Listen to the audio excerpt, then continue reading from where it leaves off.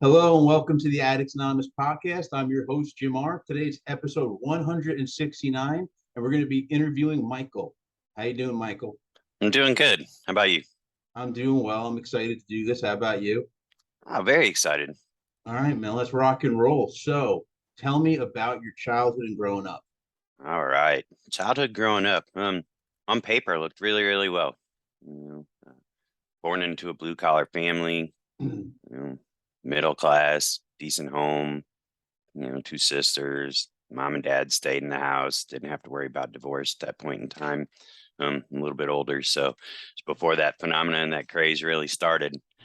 Um, but you know, even though things looked really, really well on paper, there was still a lot of turmoil underneath it. I was born into an alcoholic family. My dad was an alcoholic.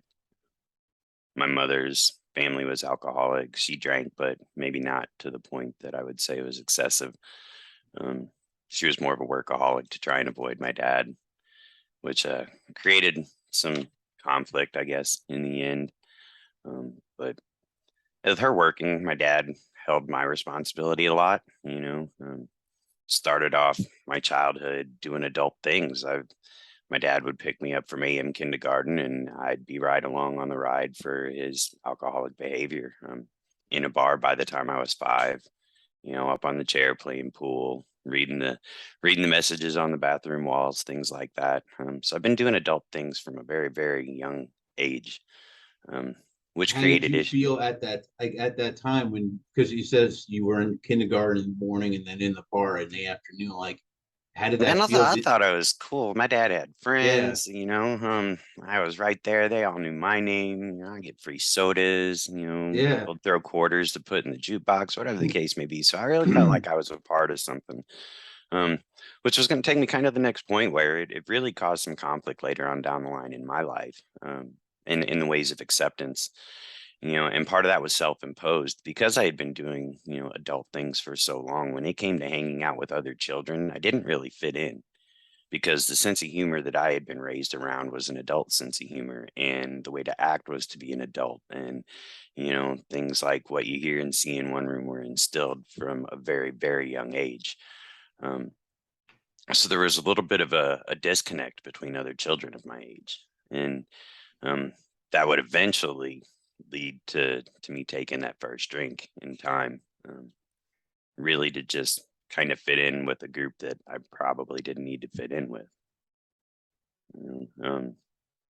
What kind of But things would that group be doing that you said that you shouldn't have been with them? well, so as I said, I was raised in a blue collar family, and ultimately we had the backyard barbecues. We're talking about the 1980s at this point in time. It's been a while, and but back then, families got together on the weekends. You could see a group of one union with another. They would have beer. There would be a keg. There would be a barbecue. There would be like a lamb or something on the roast. And you know, I never really ran around with the kids that were playing around out there. It was my choice to try and find the ones that were a little bit older, maybe teenage years, and around I would say somewhere around my ninth birthday, 9 years old, somewhere in there. um, is when I would make the choice to take my first active drink. And ultimately, it was only for the reason to just continue to be accepted by that older group. Um, in this case, it was at a barbecue, and it was to be a part of that adult crowd. I was tired of playing with the kids. They were boring. I wanted to be in there with the old men cussing and smoking cigars Yeah. and, having a good time. And that was my way to be in there, was to become the beer runner. So as any other child does, you go ahead and take that first sip while you're sneaking it back to the table. And that was probably the very first time that I really got good and hammered. But I didn't even realize it at that point in time. I just thought I was having a good time. When you And started being a beer runner, that was the first time. right. All Yep. right, got you. Yeah. So So none of the adults thought anything wrong with a 9-year-old drinking. I mean, did they recognize that you were drunk or no? I think there was a kind of backhanded recognition there. They What do could you mean tell that by I was that? being a little bit sillier than normal. I What do you think there mean were by a backhanded recognition? so I think it was noticed, And at the same time that it was noticed, nobody was going to say anything about it. But without encouraging it, they encouraged it. They kept asking me to go get more drinks, um, knowing what the result was happening between me filling it up and getting to them. You know, cups were increasingly becoming less and less full by the time they got to them, you know, um, which, like I said, at the time for me, being 9 years old and being accepted into that room, into that back porch where everybody was, having a good time, I just thought it was the right thing to be doing. And it was that welcoming portion. Um, and that came with a lot of other things. As I said, on paper, everything looked good. So I had my parents in the house, but I didn't. As I said, my dad was an alcoholic and my mom was a workaholic. So buying for their attention was a really big thing for me as a child. So anytime I could find attention, it was the right thing to do, if that makes sense.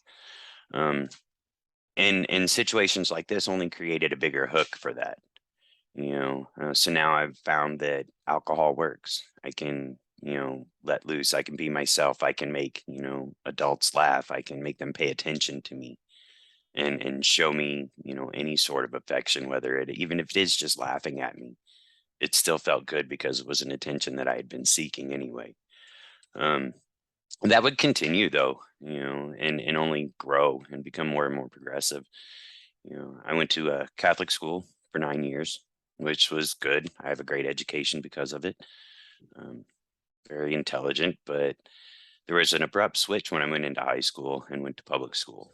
And now all of a sudden there's a whole new group of people that I don't fit in with. And it's time to try and figure out how to fit in again. And alcohol and in short order drugs were a very easy way to fit in with some crowd and without having to put in much effort other than to just do them and be the result. For shorter short order drugs like marijuana and things like that. Yeah, it started with marijuana. And The how old were gateway. you when you first started marijuana? Would have been 13.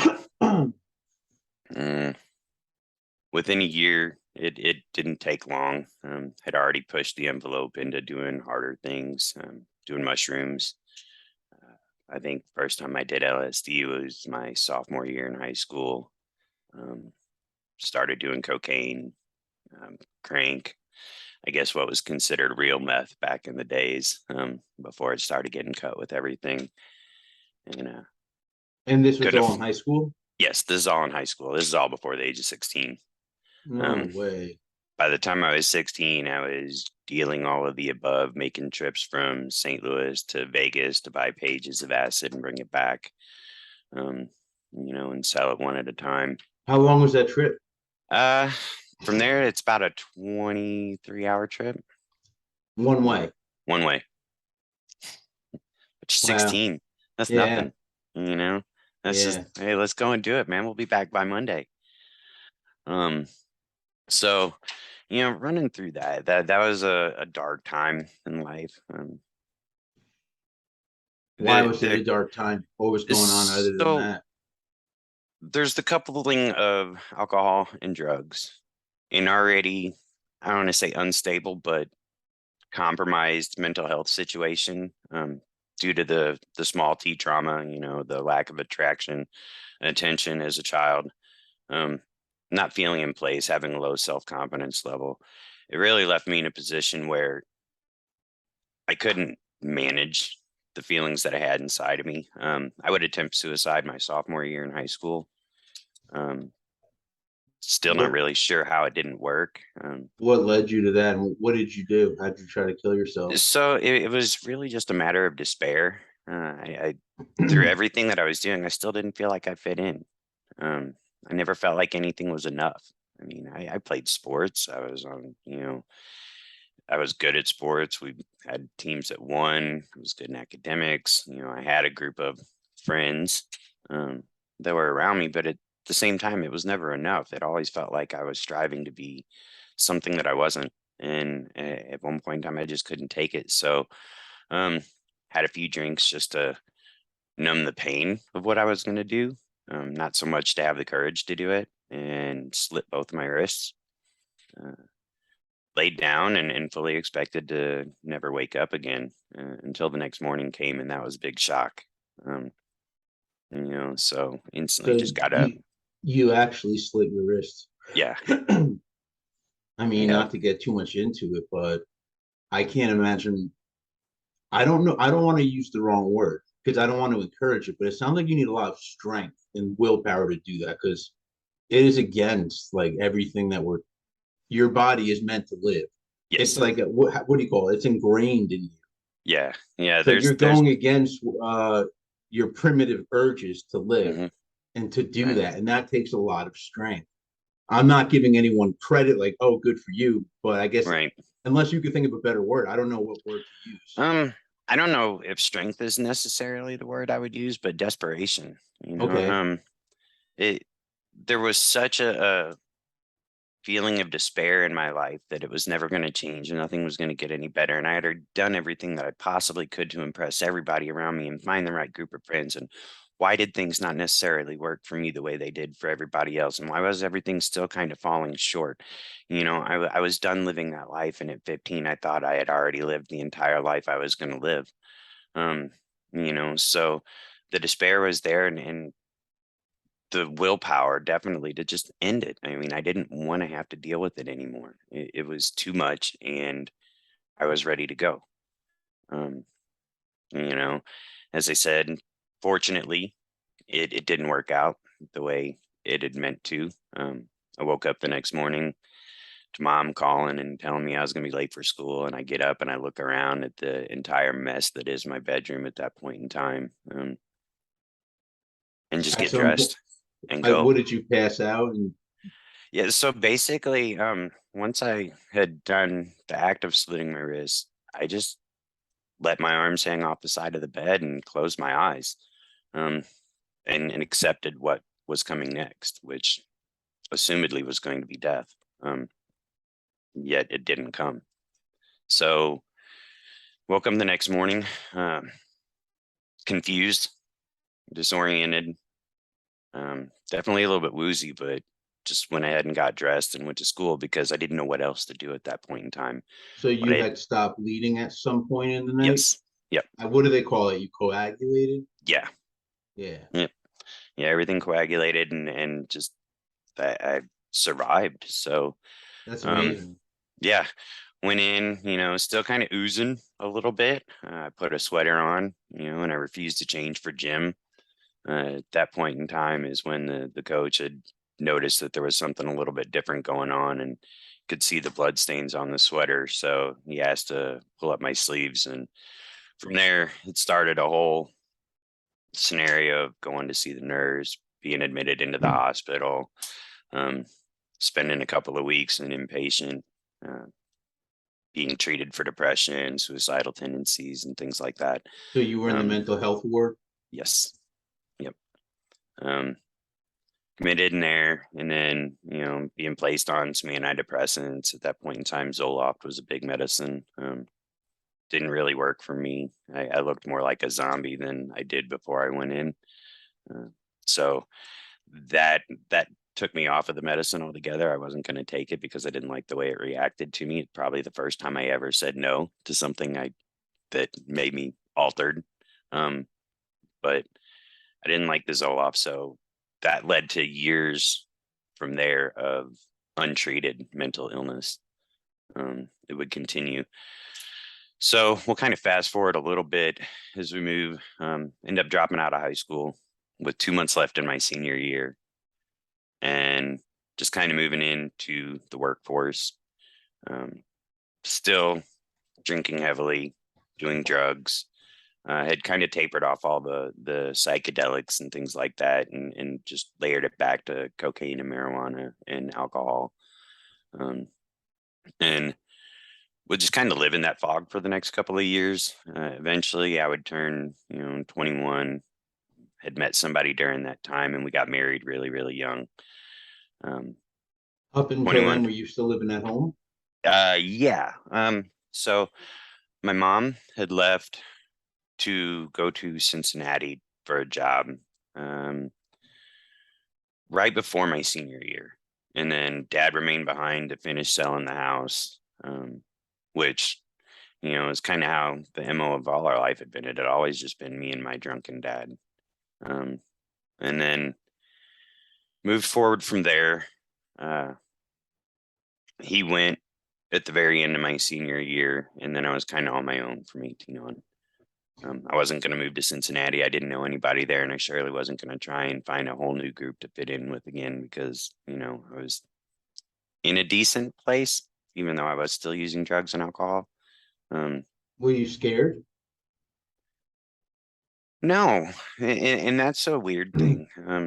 We can talk about that portion of my mental part at some point, but I don't really feel those fears of the unknown. Um, I just hate things as they come, and it's a matter of having to get through it. Even in my recent sobriety and recovery, it's not a matter of being, oh my God, what am I going to do? Who am I going to be? How is this going to work? It's just this is what has to happen now. Um, so many failed attempts have come because I've been scared and worried, but I don't stress over that when there's a new project at work or anything else like that. It's not a matter of can I do this? It's a matter of how do I need to do this? I just had a different mindset for that kind of stuff. So I wasn't really scared being on my own at 18. I had a job, I could afford rent and things like that. So I met somebody. We ended up getting married at the age of 20. I turned 21 and quit doing drugs. Joined the union myself because What that made was you the. quit doing drugs? I joined the union. So you had to So quit. yep. I became a union carpenter. And so I stopped doing drugs. Started drinking more at that point in time. With the justification that alcohol was at least legal. I can do that. I can go anywhere and buy alcohol. I can't go anywhere and buy drugs. Caused some issues between my wife and I, namely the fact that I stopped doing drugs and she started doing the coke man. But that's a story for another situation.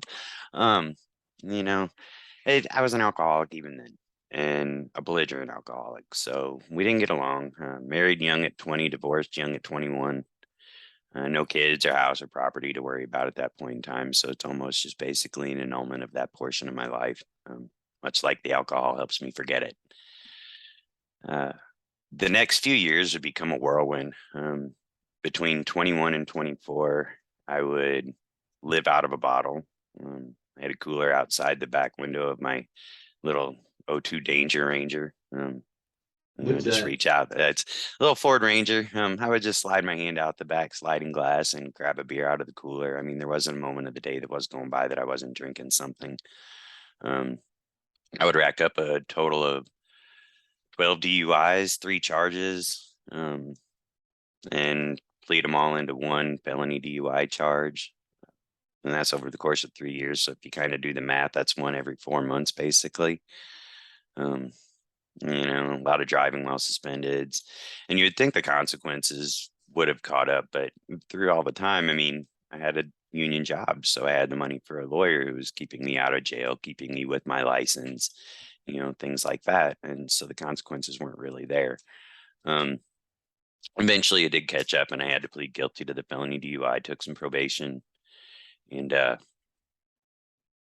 did my probation. That's when I actually moved in with my parents again. So here we're 25, 26 years old. Moved back in with my parents in northern Kentucky, the middle of nowhere. Um, no friends, nothing to really go by. I'd already burnt most of the bridges I had left behind. So it's not like I had anybody to really call up and talk to anyway. Uh, Took a little crappy carpenter job out there. And mom or dad, one of them would get up in the morning and take me to this gas station where the guy would pick me up. And, every afternoon he'd drop me off. And it wasn't long before he was dropping me off. And, I would say, oh, no, mom, I'll just wait for you to get off work, which was an extra hour. Well, there's a reason why I was waiting that extra hour. It's because, tall boys fit really, really well inside styrofoam cups.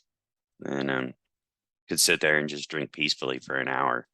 And then, the 6 packs, the 12 packs are coming home.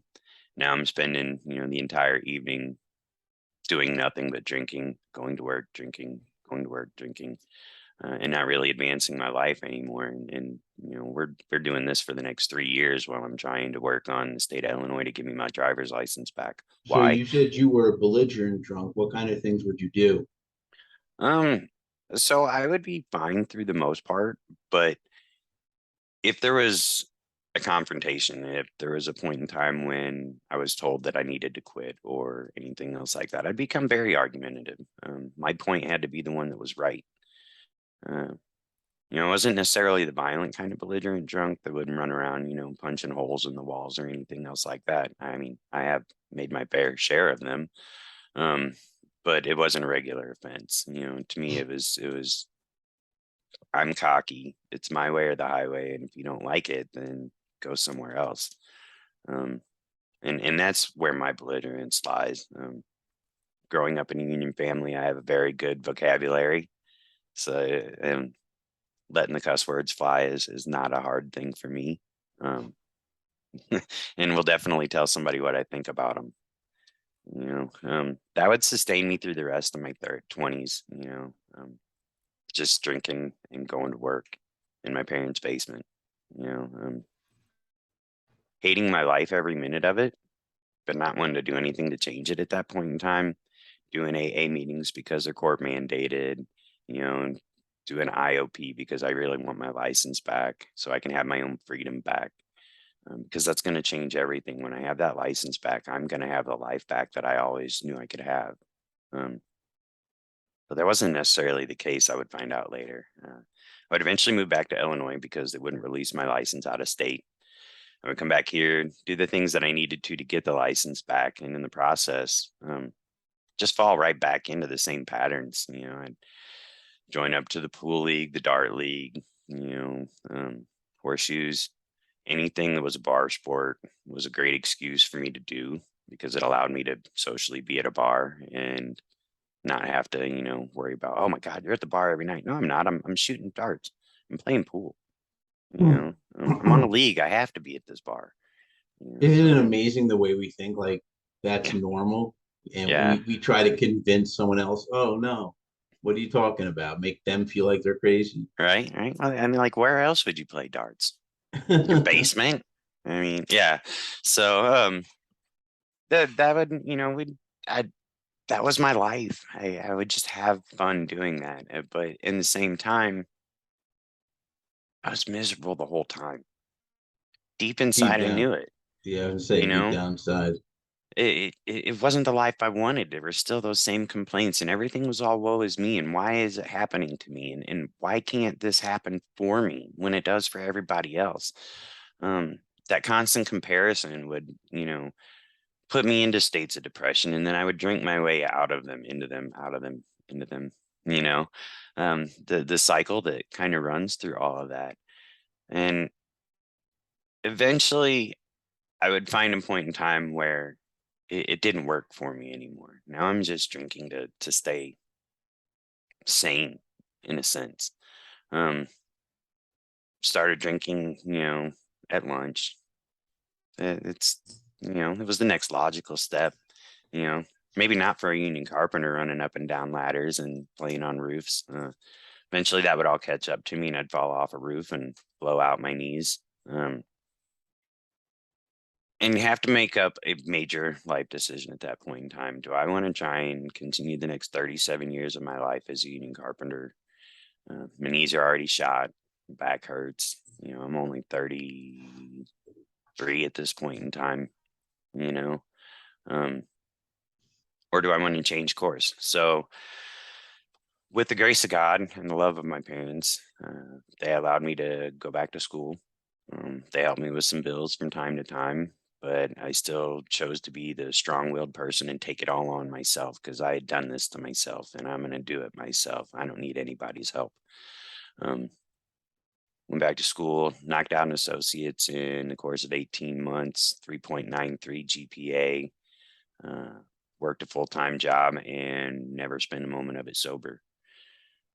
Went back into computers, was able to quickly make a career in there, did a couple of jobs here and there just to get my feet wet and opened up my own managed services company, which basically is a tech department for companies that can't afford one.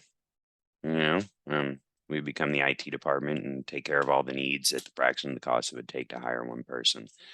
That only led to money and time and freedom and more time to drink. and more DUIs to rack up. And um, eventually I would score 3 more DUIs by the time I was 37. Uh, and the law was done with me, and I would be sentenced to prison at Menard State Penitentiary in Illinois. Went down there, did 18 Oh, months. Yeah. that must have been that is one of my worst fears because I mean, I have mental health issues like bipolar, OCD, ADHD, so I can't imagine being locked up with that would do to me mentally. I honestly don't think I know I would make it. They would probably put me in some type of mental order. I don't know because I don't think I Yeah, could make it. it's it's different. It was eye-opening to an extent. At the same time, you know, it's just a bunch of guys hanging out because they got nothing else to do. Yeah. So there's a couple of different things that happened. I spent 18 months of a 3-year sentence inside medium security, and spent the first few months just hating it. I couldn't understand why I was there for something as simple as DUI. I had never crashed my vehicle. I had never hurt anybody. I'd never done anything. But again, I was a menace to society. There was nothing that was going to stop me from drinking while I was driving. I mean, it was the way of my world. So I understand it now, but at the time I was angry and I was hurt. Um, you know, Past that point, then it just kind of became okay. Let me see if I can't do something to grow a little bit. So you start involving yourself with different organizations. There's AA inside, and I would go to a few meetings of that here and there.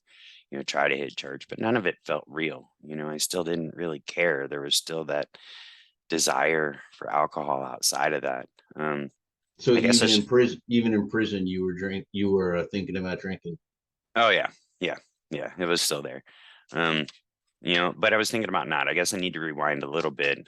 In between that time, I had found somebody and had had a couple of children. So I had 2 really young children. Well, 3 and 1.5 on the outside, waiting for me to come out. Um, and that was probably one of the more painful things about it is being away from them and missing out on so much of their younger childhood. I say that because now I'm out here in California doing the things that I'm doing to try and stay sober and get right and be a better role model for them. And yet they're still in St. Louis. So I'm out here doing this alone without them again. But back to the whole, prison, there's the evolution kind of runs through after you're done trying to make yourself better because it just doesn't feel like it's getting you anywhere. You're not getting any time knocked off. You're not, going to go anywhere anytime sooner. You just fall in line with everybody else. And once you start falling in line, you start doing the things that you know inherently you shouldn't be doing, drinking hooch, running stores out of your cell, different things like that, breaking the rules, What's running stores out of yourself? so basically you get an allowance each month, and some people can get money put on their books and things like that. Ultimately, though, when you go to commissary, you can only buy a certain amount of certain things so that everybody has a chance to get them. What a store allows you to do is to basically borrow against what you're going to buy the next week, typically at exchange rate of 2 to 1 or 3 for 2. So I would keep extra things such as sodas, bags of chips, things that I didn't even really worry about, only to loan them out so that I could then get double my money back, basically.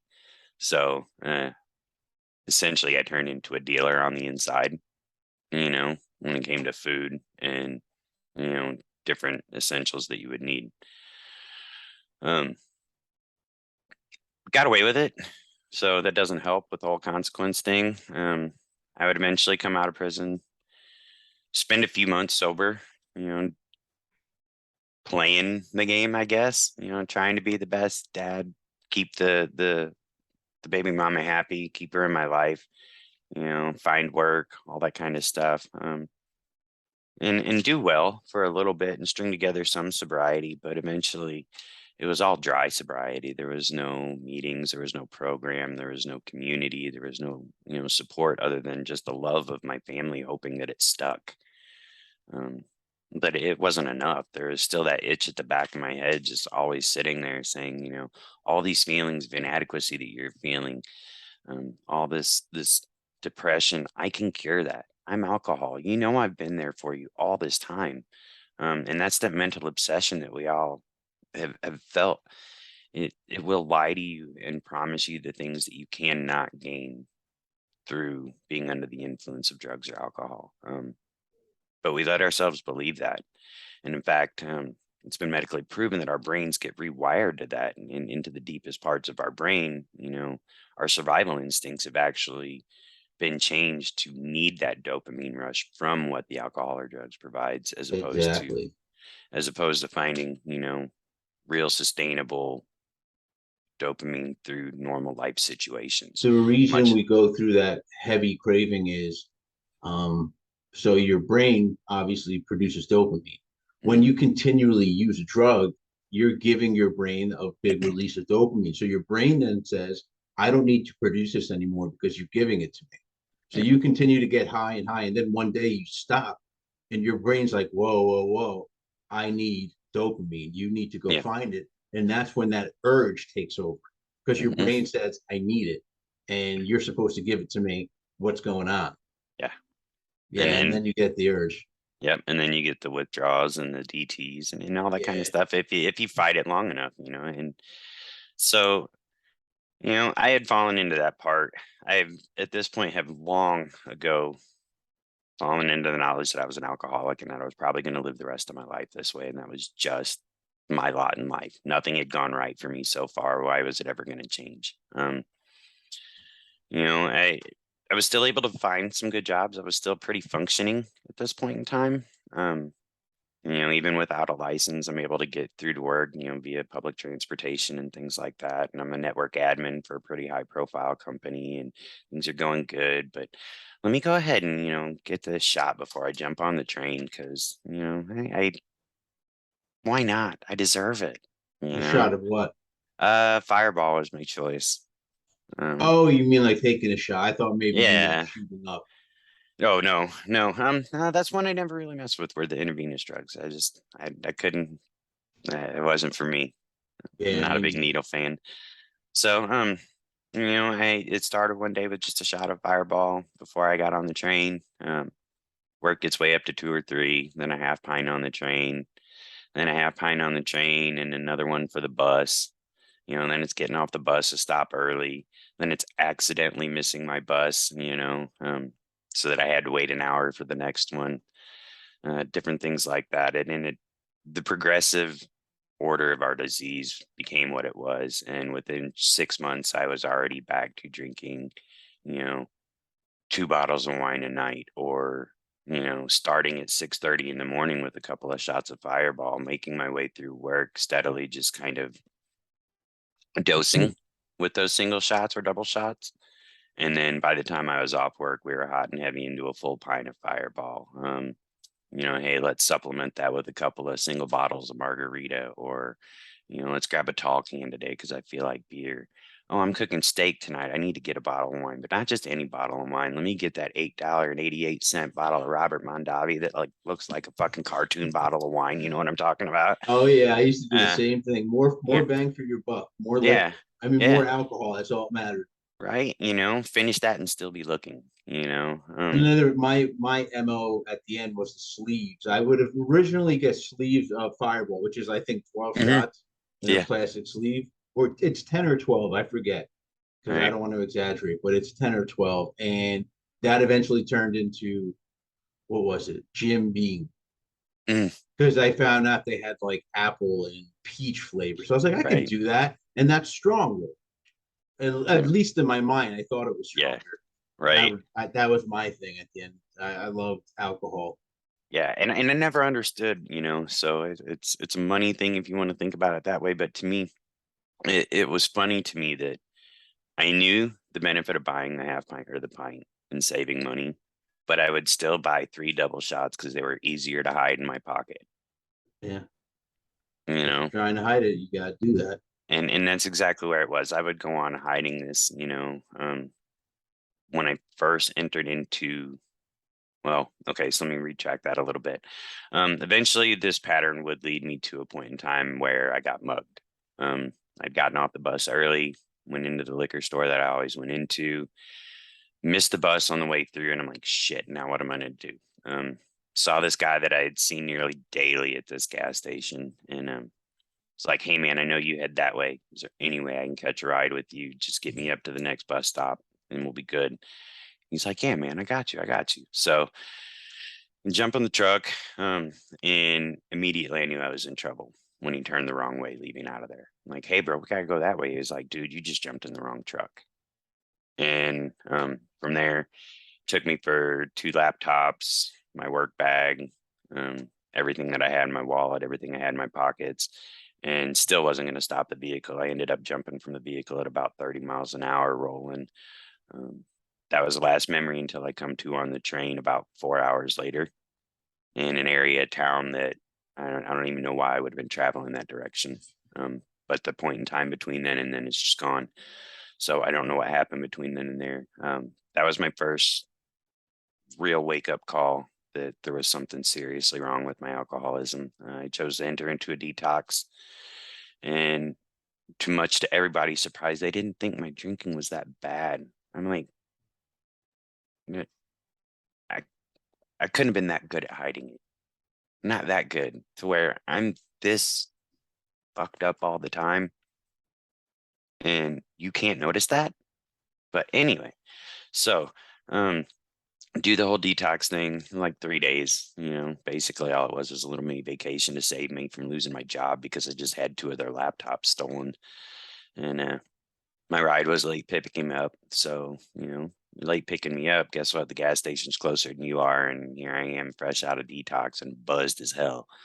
Um, I went right back into it. So like I said, it became a 3-day vacation from alcohol with a little bit of extra drugs pumped into me. Um, Moved on from there, made it another couple of months. That was in September. Um, November that year, I had done something that I hadn't done for quite a while, and that was spent some time in a bar, 3 days to be exact. Not just one, but anyone that wasn't kicking me out at that point in time.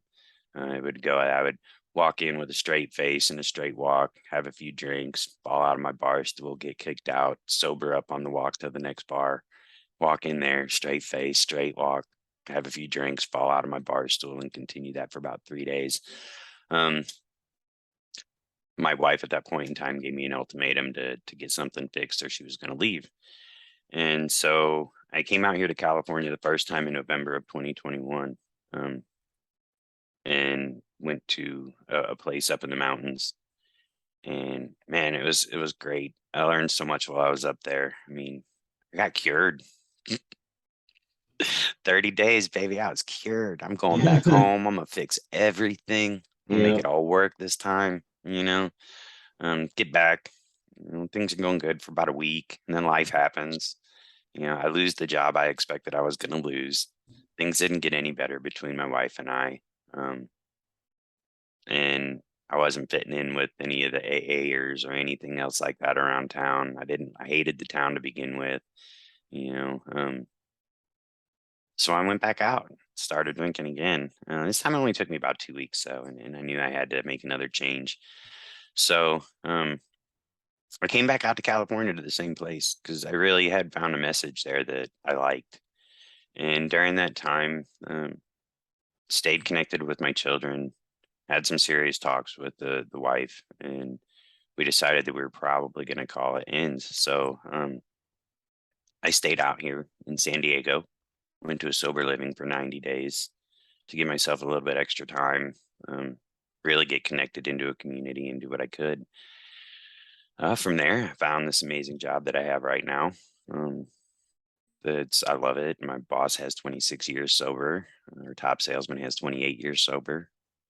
There's me coming along with this measly little 6 months at this point, a little over 6 months. But there's something I found different in this run at sobriety, and I don't even call it sobriety this time anymore. I just call it recovery because it's exactly what I'm doing. I'm recovering from a lifetime of just shit and self-wallow and misery. And, this time there's a different feeling to it because it's not me doing all the work. It's I rely on the people around me. I rely on, I'll bring it into it, the higher power that is, keeping an eye on me. I should be dead with everything that I've done. Um, I haven't OD'd on drugs. I haven't had to push Narcan. I haven't done that, but for the countless numbers, thousands of times, and I can say thousands of times, I drove drunk, not just buzzed, but drunk. There's no reason that I should be on this earth other than something else watching out for me.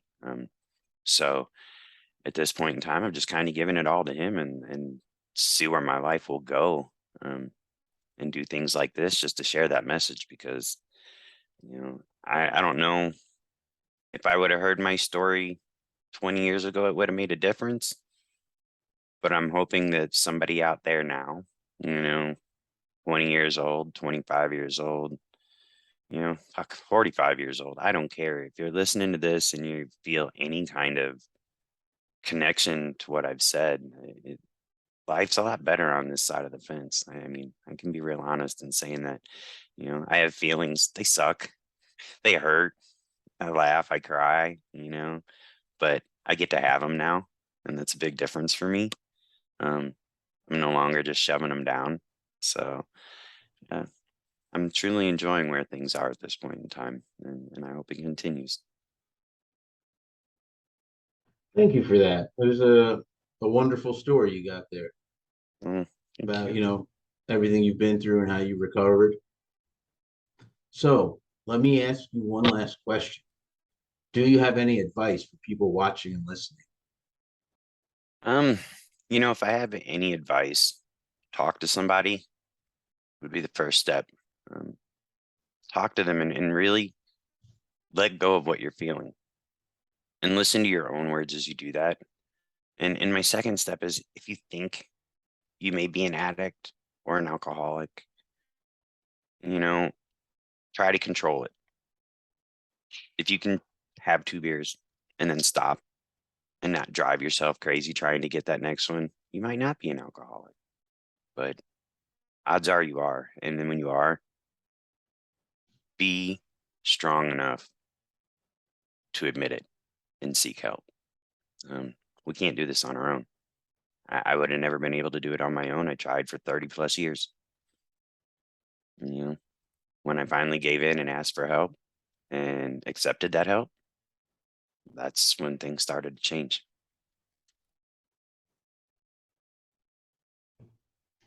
Okay, that was great advice. Do you have anything else that you would like to add? Um, no, I think that's it. Think that's it. Yeah, Well, I really appreciate you doing this today. How do you feel? feel good. Feel good? It's good to share and I'm pretty open with my recovery, and I feel it helps me to talk about it, and I hope it helps other people as well.